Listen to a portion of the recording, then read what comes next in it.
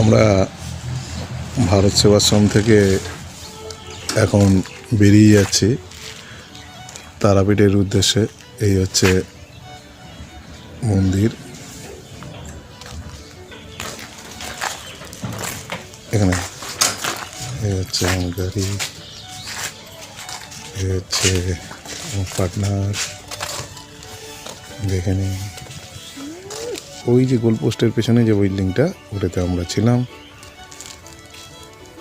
এটাও যাত্রীনিবাস, এদিকেও যাত্রীনিবাস, এখানে এটা ছাত্রানিবাস, এটা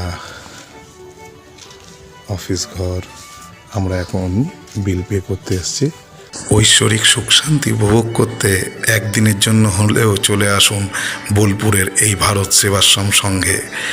ভিডিওটা ভালো লাগলে চ্যানেলটিকে লাইক এবং সাবস্ক্রাইব করে দেবেন। নমস্কার।